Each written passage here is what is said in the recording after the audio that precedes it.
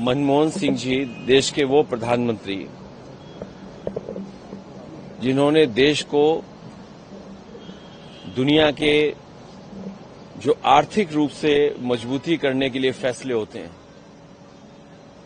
एक वित्त मंत्री के रूप में और एक प्रधानमंत्री के रूप में देश को आर्थिक रूप से मजबूत करना, और देश में आज बहुत कुछ जो दिखाई दे रहा है वो हमारे रहे प्रधानमंत्री मनमोहन सिंह जी की वजह से ही है कि जिस तरह बाजार और आर्थिक नीतियों पर फैसला लिया,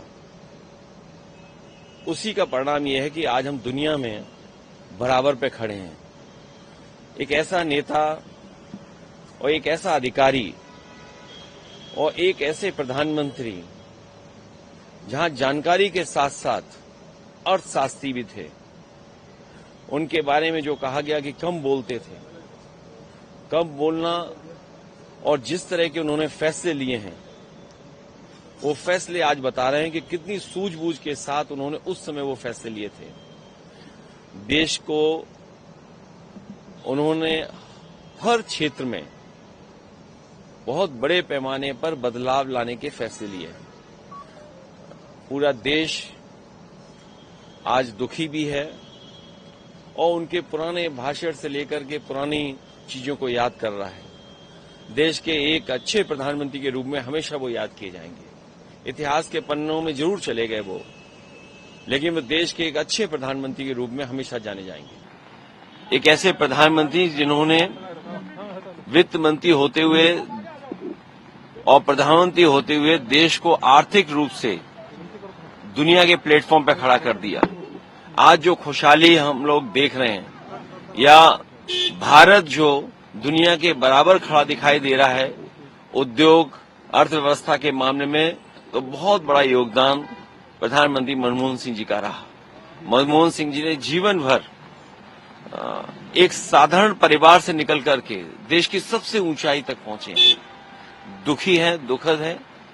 एक इतिहास में एक अच्छे और सच्चे प्रधानमंत्री, और हमेशा इसलिए याद किया जाएगा कि सौम्य उनका आचरण रहा। कम बोलते थे, लेकिन उन्होंने देश को आर्थिक रूप से बहुत मजबूत बनाया। अखिलेश जी, समाजवादी पार्टी और मनमोहन सिंह जी का काफी गहरा नाता था न्यूक्लियर डील को लेकर के। जब मुलायम सिंह जी ने अपनी पार्टी लाइन से हट करके एक तरीके से समाजवादी ने सपोर्ट किया था कांग्रेस को, तो काफी बड़ा उस समय की क्या बातें रही जो आपको याद हैं अब? वो एक देश के लिए बहुत महत्वपूर्ण फैसला था, जिस समय बहुत सारे दलों ने अलग अलग तरीके से अपना स्टैंड लिया था। हालांकि मैं सांसद था उस समय सबसे बड़ी भूमिका समाजवादी पार्टी की तो थी।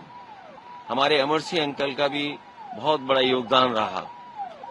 उस समय बहुत सारी कंट्रोवर्सीज भी उठी जो लोकसभा में आपने टेबल होती हुई चीजें देखी, लेकिन नेताजी का और उस समय जो पूर्व राष्ट्रपति थे कलाम साहब जी का, उनका योगदान बड़ा है। क्योंकि कलाम साहब ने जो सुझाव दिया था, नेताजी ने उसी रास्ते पे अपना करके न केवल सरकार को चलाने के साथ साथ देश को एक न्यूक्लियर डील में भी समाजवादियों का योगदान रहा।